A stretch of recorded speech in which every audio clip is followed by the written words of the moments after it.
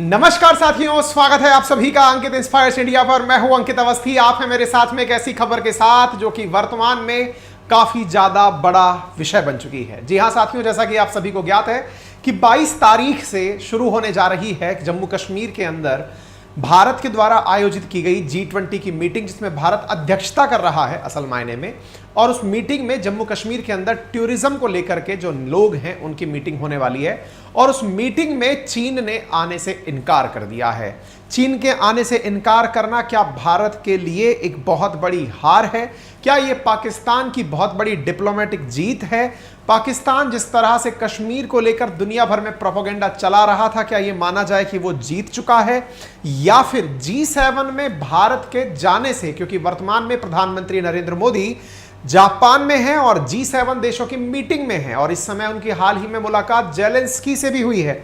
जानने वाली बात यह है कि क्या G7 जैसे देशों द्वारा चीन को ना बुलाए जाने से चिढ़ा हुआ चीन भारत के द्वारा आयोजित की जाने वाली विभिन्न स्थानों पर इन मीटिंग्स में से, क्योंकि भारत द्वारा साल भर में विभिन्न शहरों में अलग अलग प्रकार की मीटिंग्स आयोजित की गई हैं, तो ऐसी मीटिंग में ना आकर के G7 देशों को चीन अपनी उपस्थिति दर्ज करा रहा है।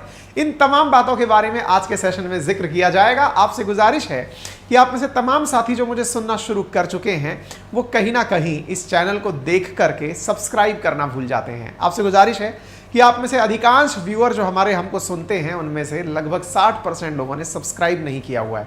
कृपया करके आप अपने इस चैनल को सब्सक्राइब कर लें, क्योंकि सब्सक्राइब करने का कोई चार्ज नहीं लगता। धन्यवाद। आगे बढ़ते हैं साथियों। जैसा कि आप सभी को ज्ञात है, चीनी दूतावास ने किया भारत का धन्यवाद करके हमने एक इशू कवर किया था कल रात को ही यह इशू कवर किया था। आपको याद होगा भारत के द्वारा चीनियों की मदद की गई थी। 39 चीनी लोग विद फिलीपींस और इंडोनेशियन लोग जब गिर गए थे समुद्र के अंदर इंडियन ओशन में, भारत के द्वारा नेवी के द्वारा उनको निकालने का प्रयास किया गया, जिसकी चीन ने धन्यवाद भी दिया। ये तो वही हुआ, नेकी कर और दरिया में डाल। क्योंकि खबर है कि इंडिया ने चीन की मदद की, लेकिन चीन तो अपने वफादारों के साथ पहले ही बिक चुका था। क्यों ना बिके? क्योंकि जो चीन अपने साथ में स्थित नॉर्थ कोरिया के बचाव के लिए, चाहे वो कितने भी अनैतिक कार्य करता हो, चाहे वो कैसा भी देश हो, वो उस तक को यूएन में जाकर बचा लाता है, तो पाकिस्तान तो उसके लिए दूसरा नॉर्थ कोरिया ही तो है। और ऐसी स्थिति में जहां नॉर्थ कोरिया जैसी जगह पर लोगों को भोजन उत्पादित करने के लिए मूत्रदान करने की सलाह दी जाती हो, वैसी ही स्थिति पाकिस्तान की भी है। चीन ऐसी ही स्थिति में तो पाकिस्तान को पहुंचाना चाहता है कि भविष्य में उसके दो बेटे हों, लेकिन दोनों कंगाल हों और पापा जी पर डिपेंडेंट हों। पापा बदल रहा है पाकिस्तान, बस इतना समझ लीजिए। ऐसी स्थिति में चीन के द्वारा पाकिस्तान के प्रभाव में आकर कश्मीर के लिए कहा गया कि China to boycott G20 meeting hosted by India in Kashmir. यह खबर आप यहां पर भी देख सकते हैं। China opposes disputed venue for G20। यह खबर जब निकल कर आती है तो दिमाग में एक बड़ा प्रश्न बनता है कि क्या भारत डिप्लोमेटिकली हार गया है? क्या भारत ने जो प्रयास किए दुनिया को एक मंच पर लाने के G20 के माध्यम से, क्या भारत उनमें पिछड़ गया है? सारे सवालों के जवाब देंगे, लेकिन उससे पहले ट्विटर का ट्रेंड जान लीजिए और भारत का जवाब जान लीजिए। साथियों, भारत का जवाब है, India prepared to protect its sovereignty and dignity. अपनी इज्जत का सम्मान करना हम जानते हैं और भरपूर तरीके से करेंगे। G7 में भारत का भी बयान आ गया है। साथियों, दुनिया के सबसे ताकतवर देश 7, उनकी मीटिंग इन दिनों हिरोशिमा में चल रही है, जापान में। वहां भारत को एज ए गेस्ट इनवाइट किया गया है, लेकिन चीन को किसी प्रकार का इनविटेशन नहीं भेजा गया है। ऐसी स्थिति में G20 की बैठक की अध्यक्षता, यानी कि अगर दुनिया के 20 पावरफुल देश देखे जाएं तो G20 बनता है और उसमें शामिल है चीन। उसे इनवाइट किया है भारत ने। हालांकि भारत में G20 के जो हुक्मरान हैं, जो बड़े राष्ट्राध्यक्ष हैं, उनकी मीटिंग सितंबर में प्रस्तावित है, लेकिन उससे पहले अलग अलग लेवल पर अलग अलग मीटिंग्स तमाम शहरों में चल रही हैं। और उन्हीं में से जो शहर चल रहा है कश्मीर, इन दिनों सुर्खियों में, हम उसकी चर्चा आज के सेशन में आपसे करेंगे। लेकिन साथियों, आप में से बहुत सारे लोग अक्सर एक विचार दिमाग में रखते होंगे कि चीन इतना पावरफुल कैसे बना? कितना पावरफुल? क्या इंडिया को आंख दिखा सके? जी नहीं, अब तो ये अमेरिका को आंख दिखा रहा है। कैसे भारत के बाद आजाद हुआ चीन आज भारत से कई गुना बड़ी इकोनॉमी रखता है। कैसे इतना लेट आजाद हुआ चीन दुनिया की सेकंड सबसे बड़ी आर्थिक महाशक्ति बन चुका है। यदि आपको यह सब जानना है ना, तो इंडिया और चाइना का डिस्प्यूट जानिए और कैसे चाइना का उदय हुआ और इंडिया कैसे बड़ा बना, इन दोनों के बारे में जानिए। क्योंकि आप में से बहुत सारे साथियों ने अभी तक हमारे सजेशन पर कुकू एफएम डाउनलोड कर लिया होगा, कई ऑलरेडी सब्सक्राइब कर चुके होंगे। तो आज का मेरी तरफ से बुक सजेशन है the rise of China and India. और हां, यदि आपने अभी तक इसे एनरोल नहीं किया है, जहां पर इतनी इंटरेस्टिंग ऑडियो बुक्स अवेलेबल हैं, तो आप अभी जाइए, क्योंकि कमेंट बॉक्स में और डिस्क्रिप्शन में हमने आपके लिए इस बुक को पिन किया हुआ है, इस प्लेटफॉर्म कुकू एफएम को पिन किया हुआ है। साथियों, यहां पर आपको बहुत जबरदस्त फीचर्स के साथ कुकू एफएम देखने को मिलता है, सुनने को मिलता है, जहां पर आपको 10,000 से अधिक ऑडियो बुक्स मिलती हैं। इवन पढ़ने वाले स्टूडेंट्स के लिए सब्जेक्ट्स की किताबें भी ऑडियो बुक के फॉर्मेट में यानी सुनने के रूप में मिलती हैं। करंट अफेयर से रिलेटेड जानकारी भी ऑडियो बुक के फॉर्मेट में उपलब्ध है, आप उनका लाभ ले सकते हैं। लाभ लेने के लिए आपको कुछ फीचर्स का भी पता हो तो आप और ज्यादा उपयोग कर पाते हैं। जैसे चलाते समय, गाड़ी चलाते समय जैसे आप गाना सुनते हैं, वैसे आप इसे सुन सकते हैं। नोट्स को सेव कर सकते हैं, मोबाइल के थ्रू नोट्स बना सकते हैं। स्लीप मोड फीचर यानी अलार्म की तरह इसे लगाकर सो सकते हैं कि ये इतने बजे स्वतः ही बंद हो जाए। इन आइडियाज का आप लाभ ले सकते हैं। इन फीचर्स के साथ साथ यदि मैं आपको यह बता दूं कि इतने फीचर्स के साथ ये आपको मिलता कितने का है, तो साथियों मेरा कूपन कोड है अंकित50, जिसका यूज करने से आपको कुकू एफएम पूरे 1 महीने का सब्सक्रिप्शन 99 के स्थान पर मात्र 49 में उपलब्ध करा देता है। लिंक कमेंट बॉक्स में और डिस्क्रिप्शन में दिया हुआ है, जल्दी से जाकर के अपने लिए आज ही अपने आप को एनरोल कर लीजिए। याद करिएगा, मेरा कूपन कोड अंकित50। साथियों, बड़ा सवाल है, जैसे ही हम ये सुर्खी देखते हैं कि G20 की बैठक से चीन ने किनारा किया, एक बड़ा सवाल दिमाग में आपके बनता है, जो मैंने आपसे शुरुआत में कहा, क्या भारत की कूटनीतिक हार हुई है जो दुनिया भर के अखबार इस तरह से दिखा रहे हैं? जी नहीं। तो पहले आप इसी का जवाब जान लीजिए, फिर हम पाकिस्तान की जीत पर भी चलेंगे। सबसे पहला जवाब, जिस कश्मीर में भारत के द्वारा वर्तमान में G20 की अध्यक्षता की जा रही है या मीटिंग की जा रही है, जहां चीन ने आने से इनकार किया है, उसके बारे में थोड़ा सा पता लगा लीजिए। असल में कश्मीर के एक बड़े हिस्से के ऊपर चीन का और पाकिस्तान का ऑलरेडी कब्जा है, और ऐसी स्थिति में कश्मीर में भारत द्वारा अगर इसे आयोजित किया गया और सक्सेसफुली आयोजित किया गया, तो दुनिया को यह पता चल जाएगा कि चीन ने किस प्रकार से अपनी साम्राज्यवादी नीतियों के तहत या फिर दूसरे देशों की सीमा का अतिक्रमण करके उसने भारत के एक बड़े हिस्से पर 1962 में कब्जा कर लिया था। सिमिलरली 1947 में देश की आजादी के बाद किस तरह पाकिस्तान ने भारत के एक बड़े भूभाग पर, जिसमें कि कश्मीर का बड़ा हिस्सा शामिल है, उस पर कब्जा कर लिया था। वर्तमान में पाकिस्तान ऑक्यूपाइड कश्मीर, जिस पर पाकिस्तान के कबीलों द्वारा अटैक करके कब्जा किया गया था, पाकिस्तान ने कहा कि नहीं, ये तो हमारे अपने लोग हैं जो कश्मीर में बसने गए हैं। यूएन के अंदर भारत और पाकिस्तान की तरफ से अपील करने पर दोनों के द्वारा एक बॉर्डर डिमार्केट कर दिया गया, जिसे आज भी एलओसी के नाम से जानते हैं। शुरुआत भारत ने ही की थी यूएन में मुद्दे को ले जाने की, ताकि यूएन इस मामले को रिजॉल्व कर दे, लेकिन भारत को निराशा मिली। आज उस पाकिस्तान ऑक्यूपाइड कश्मीर से होकर के चीन द्वारा बेल्ट एंड रोड इनिशिएटिव के माध्यम से चाइना पाकिस्तान इकोनॉमिक कॉरिडोर बनाया जा रहा है। साथियों, जब 2013 के अंदर चीन के वर्तमान में जो राष्ट्रपति हैं शी जिनपिंग, इनके द्वारा इनकी एक महत्वाकांक्षी परियोजना जिसका नाम था बेल्ट एंड रोड इनिशिएटिव, उसका अनाउंसमेंट किया गया था, तो भारत ने बेल्ट एंड रोड इनिशिएटिव में भी 2013 में भाग लेने से यह कहते हुए इनकार कर दिया था कि यदि पाक ऑक्यूपाइड कश्मीर से होकर के कोई भी रास्ता निकलेगा तो बेल्ट एंड रोड इनिशिएटिव की मीटिंग में भारत पार्टिसिपेट ही नहीं करेगा। और यही कारण है कि भारत ने आज तक बेल्ट एंड रोड इनिशिएटिव में पार्टिसिपेट नहीं किया है। तो असल में चीन ने भारत के साथ टिट फॉर टैट किया है।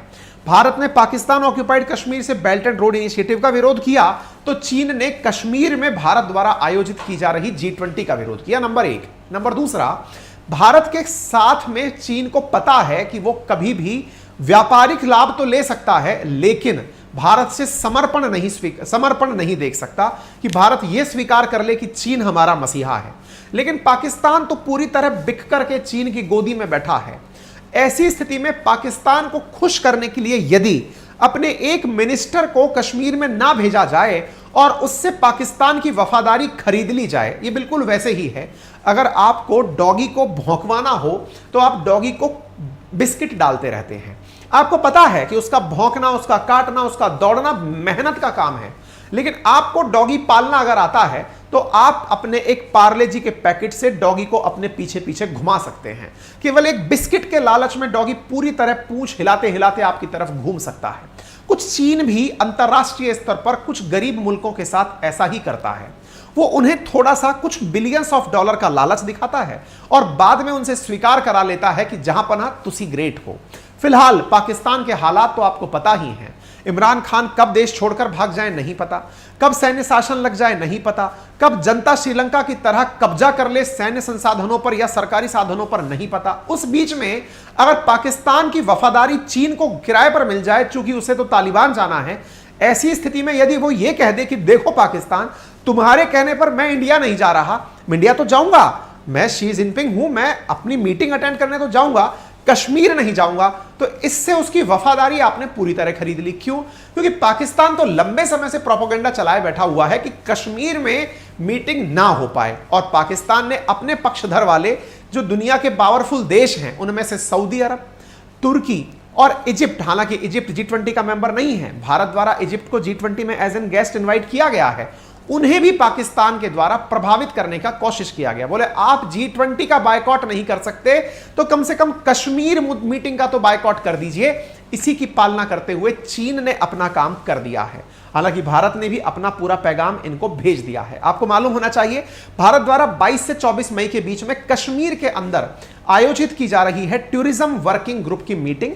इसमें कोई बाइडेन या फिर शी जिनपिंग नहीं आ रहे हैं, इसमें नेता लोग आएंगे, अलग अलग जगह के लोग आएंगे, बातचीत करेंगे कि दुनिया में टूरिज्म कैसे बढ़ाया जाए। उन विषयों के ऊपर बातचीत होनी है। तो चीन ने इस मौके को सही से भुना लिया, क्योंकि चीन के पास में एक बहुत बड़ा ट्रंप कार्ड था, और वो क्या था?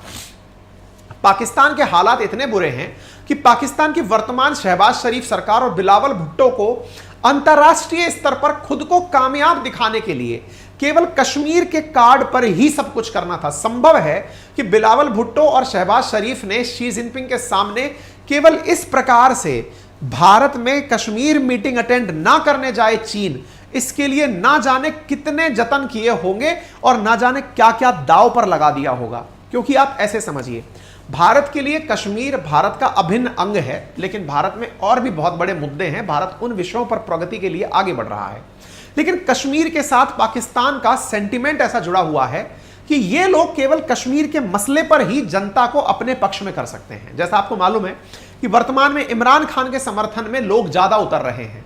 शहबाज शरीफ और बिलावल भुट्टो को लगता है कि जनता को अगर कश्मीर मसले पर हमने ये दिखाया कि देखिए हम कूटनीतिक लेवल पर कामयाब हुए, तो संभव है कि जनता हमसे अपनी अफेक्शन फील कर ले। तो इन्होंने इस चीज को, यानी अपनी सरकार को बचाने के लिए, अपनी जनता में अपना पक्ष मजबूत करने के लिए इन्हें ना जाने क्या क्या प्रलोभन दिए होंगे। तभी तो चाइना ने अपने द्वारा कह दिया है कि वो इस मीटिंग में नहीं आएगा। चाइना से क्वेश्चन पूछा गया, इनके विदेश प्रवक्ता ने बोल दिया कि नहीं, हम ऐसी कोई भी जगह नहीं जाना चाहते जो कि डिस्प्यूटेड हो। और बाय द वे, अगर आप नहीं भी आते तो हमें फर्क नहीं पड़ेगा, क्योंकि आप हमारे लिए इतने कीमती नहीं हैं। जो लोग यहां आ रहे हैं उन्हें यह जरूर बताएंगे हम कि आप लोगों को कितना गलत फीड किया जाता है कश्मीर के नाम पर।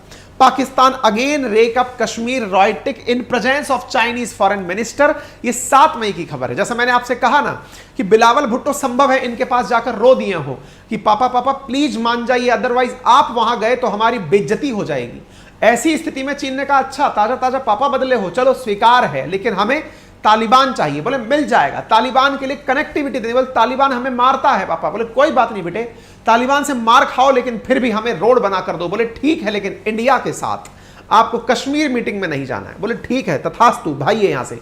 तो आप देख सकते हैं बिलावल भुट्टो जाके रो दिए थे इनके पास कि सर जी प्लीज आप वहां मत जाइएगा, आप उसकी एवज में क्या ले सकते हैं। तो चीन ने कहा ठीक है, तालिबान का रास्ता खोल दो सीपैक से। बोले हाँ जी खुलवा लीजिए, कबूल है, क्योंकि हमारी इज्जत हमें बचाना है। तो ये बच्चा जो है जाने क्या क्या कमिटमेंट करके आ गया और उस स्थिति में ये पूरा मामला बिगाड़ लिया। हालांकि इस बच्चे ने चीन के दम पर अन्य देशों को भी प्रभावित किया। जैसे सऊदी अरब इन दिनों चीन के साथ चल रहा है, और पाकिस्तान के प्रति उसकी प्रति मन में यह है कि पाकिस्तान वो देश है जो कि इनके जो मतलब OIC के मेंबर हैं, ऑर्गेनाइजेशन ऑफ इस्लामिक कॉर्पोरेशन के, उनका एक एक्टिव मेंबर है। तो सऊदी को लगता है कि अगर इसे नाराज कर दिया तो ये OIC के अंदर बहुत ज्यादा मतलब कचरा कर देगा। ऐसी स्थिति में सऊदी ने हालांकि आने से कुछ इनकार भी नहीं किया है, कोई न्यूज भी नहीं दी है, लेकिन रेस्पॉन्ड भी नहीं किया है। तुर्की ने भी रेस्पॉन्ड नहीं किया है और मिस्र ने भी यानी इजिप्ट ने भी रेस्पॉन्ड नहीं किया है। खैर कोई नहीं, भारत को ये बातें पहले से पता थी, तभी तो भारत पहुंचा है इनविटेशन लेकर G7 में। मैं आपको याद दिला दूं, यदि आपको नहीं पता है कि आफ्टर ऑल ये G20 है क्या, कैसे है, क्या काम करती है, एक ही पेज पर पूरी डिटेल हमने अपने एप्लीकेशन, अपनी पाठशाला जो कि गूगल प्ले स्टोर और एप्पल स्टोर पर उपलब्ध है, वहां के इन्फोग्राफिक्स में कुछ इस प्रकार से बहुत अच्छे से व्यवस्थित करके दी हुई है। साथियों, आपको मालूम होगा पाकिस्तान ने अंतर्राष्ट्रीय स्तर पर अपनी कामयाबी का पैमाना केवल कश्मीर में मीटिंग को ना होने देने से लगाया था, क्योंकि जब 370 हटा तो कश्मीर के मुद्दे पर पाकिस्तान को लगा कि अंतर्राष्ट्रीय रूप से उसे बोलने के लिए कुछ मिल गया है। जैसे भारत के पास तो पाकिस्तान के खिलाफ बोलने के लिए आतंकवाद का मुद्दा है, पाकिस्तान किस मुद्दे को प्रोपोगेट करे, तो ऐसी स्थिति में उसने क्या मुद्दा उठाया, कश्मीर का उठाया। 2019 से लेकर के वो लगातार कश्मीर का एजेंडा चला रहा है और ऐसी स्थिति में भारत से चीन एक और कारण से भी खपा है, और वो क्या है, भारत ने भी मतलब कुछ ज्यादा दिमाग लगा लिया था। और क्या किया था, चीन को बिना बताए, चीन के जब नेता यहां आ गए, उन्हें फ्लाइट में बिठाया, कहा गया कि तुम्हें कहीं और लेकर चल रहे हैं, और ले जाकर अरुणाचल प्रदेश में बिठा दिया और अरुणाचल प्रदेश में मीटिंग करा दी और बोल दिया धप्पा आइस पाइस, आप पकड़े गए। मतलब समझ रहे हैं आपका, इंडिया ने जो G20 की मीटिंग्स डिफरेंट शहरों में आयोजित की हैं, इनमें से एक मीटिंग अरुणाचल प्रदेश में आयोजित कर दी। जिस अरुणाचल प्रदेश को लेकर के चीन अपना अपना नामकरण कर रहा होता है, इंडिया ने उसकी मीटिंग आज से 1 महीने पहले सबकी प्रेजेंस में, यानी चीन भी प्रेजेंट था, अरुणाचल प्रदेश में ही करा दी। दुनिया को दिखा दिया कि अरुणाचल प्रदेश पर जबरदस्ती ये क्लेम करता है। तो चीन को यह मालूम था कि ये इंडिया है और ये पहले ही दुनिया के सामने हमारी मजाक कर चुका है, पहले ही अपना स्टैंड साफ कर देते हैं, एक टॉमी फ्री में मिल जाएगा, क्या बुरा है। इसी कारण से इसने ऐसा किया है, ठीक है ना। बाकी G20 में इनके इनकार करने पर भारत ने एज यूजुअल अपनी प्रतिक्रिया दी और इंडिया ने कहा है कोई फर्क नहीं पड़ता, मत आइए।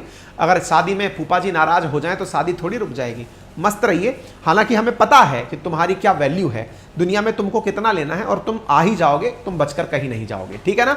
हालांकि G20 को लेकर के पहले भी चीन के द्वारा जो उनका सरकारी मुखपत्र है ग्लोबल टाइम्स, उसने कहा था कि इंडिया के लिए ये अपॉर्चुनिटी है, इसे अलग तरीके से इसे यूज नहीं करना चाहिए, ठीक है ना। तो उम्मीद है आपको ये सारी बातें समझ में आ गई होंगी। आपको यह मालूम हो कि भारत ने समय समय पर, अब सवाल बड़ा भी है कि भारत को क्या करना चाहिए प्रतिक्रिया स्वरूप। देखिए, आज भारत ने चीन का सीधा स्पष्ट तरीका देख लिया कि उसने एक जगह पर मीटिंग में आने से इनकार कर दिया। अब भारत के पास भी ऐसे मौके बहुत आएंगे जहां अंतर्राष्ट्रीय स्तर पर चीन हमसे बहुत ज्यादा समर्थन चाहता है। जैसे उइगर मुस्लिमों के मसले पर भारत के द्वारा अक्सर UNHRC में एब्सटेन किया गया है। संभव है भारत UNHRC को लेकर अपना स्टैंड बदल ले, नंबर 1। नंबर दूसरा, संभव है भारत चीन के इस रुख के चलते G7 देशों के ज्यादा नजदीक चला जाए। G7 बोले तो अमेरिका के जो पक्षधर देश हैं उनके नजदीक चला जाए, और ऐसी स्थिति में भारत ताइवान के मसले पर चीन की खिलाफत खुलकर करने लग जाए, क्योंकि भारत को तो ऑलरेडी अमेरिका अपने पक्ष में करने के लिए लगा ही इसलिए है ताकि वो चीन को उसी के घर में हरा सके। ऐसी स्थिति में संभव है चीन का यह कदम उसको बहुत महंगा पड़े। हालांकि भारत ने समय समय पर अपने द्वारा चीन को न्यूट्रलाइज रखने की कोशिश की है, लेकिन भारत के पास अब बड़ी अपॉर्चुनिटी बनकर आएगी, ठीक है ना। उम्मीद है आप सभी को यह बात समझ में आए। तभी तो भारत के प्रधानमंत्री ने साफ साफ कह दिया है कि हम पूरी तरह से अपनी सॉवरेनिटी और इंटीग्रिटी की रक्षा करने के लिए सज्ज हैं और उसके लिए हम पूरी तरह काम करेंगे। पाकिस्तान खुश होगा क्योंकि उसने कश्मीर के मुद्दे को लेकर दुनिया भर में ढिंढोरे पीटे थे, उसका उसे लाभ मिला। लेकिन ज़्यादा खुश होने की ज़रूरत नहीं है, क्योंकि G20 में हमारी तैयारियां कैसी चल रही हैं उसका नमूना आपके सामने है। यह है डल लेक श्रीनगर की फेमस। यहाँ पर जहाँ G20 की बैठक होनी है वहाँ रिहर्सल चल रहे हैं। परिंदा भी पर मार जाए तो शायद पर में से भी गोली पार हो जाए, वो वाली स्थितियाँ यहाँ चल रही हैं। आप अपनी द्वारा जो क्विक एक्शन टीम है उसके द्वारा की जा रही ड्रिल देख सकते हैं। इतना ही नहीं, भारत के सैनिकों के द्वारा जिस प्रकार के यहाँ पर कार्य किए जा रहे हैं उन्हें यहाँ पर आप देख सकते हैं। किस प्रकार से पूरी चाक चौबंद व्यवस्था के साथ कश्मीर में भारत G20 की बैठक को आयोजित कराने के लिए पूरी मुस्तैदी के साथ लगा हुआ है। आप उन्हें इन वीडियोस के माध्यम से देख सकते हैं। सारी प्रिपरेशन ऑन स्विंग है। भारत के द्वारा सारी कोशिशें की जा रही हैं कि यहाँ पर चीन को पूरी तरह या फिर दुनिया को पूरी तरह यह दिखाया जाए कि हम किस स्थिति में श्रीनगर के अंदर शांति स्थापित करने के लिए सज्ज हैं। G20 की जहां बैठक होगी उसके चारों तरफ सुरक्षा तैनात कर दी गई है। दुनिया को बताने का प्रयास किया जा रहा है कि G20 या कश्मीर भारत के लिए कितना महत्वपूर्ण है। बाकी अगर आपको ये जानकारी पसंद आई हो तो आपसे केवल इतनी सी गुजारिश है कि इसे अपने साथियों से जरूर साझा करें। चैनल पर नए हैं तो सब्सक्राइब करें, वीडियो को लाइक एंड शेयर करना बिल्कुल ना भूलें। बाकी यदि आप में से कोई साथी कुकू FM पर हमसे कनेक्ट होकर था या कुकू FM पर महीने भर का सब्सक्रिप्शन लेना चाहता है तो यूज माई रेफरल कोड या कूपन कोड अंकित50 and get 49 rupees subscription for 1 month. अगर आप में से कोई साथी हमारे साथ जुड़ करके तैयारी करना चाहता है स्टेट PCS एग्जामिनेशन की फॉर राजस्थान तो आपका स्वागत है। हमारे द्वारा अपनी पाठशाला एप्लीकेशन पर आपके लिए जल्दी ही क्लासेस की शुरुआत की जाएगी। हमारे गूगल फॉर्म समय समय पर आपके साथ कम्युनिटी पोस्ट वगैरह पर साझा किए जाते हैं, आप अपनी वहां पर इच्छा जाहिर कर सकते हैं। फिलहाल के लिए इतना ही, धन्यवाद।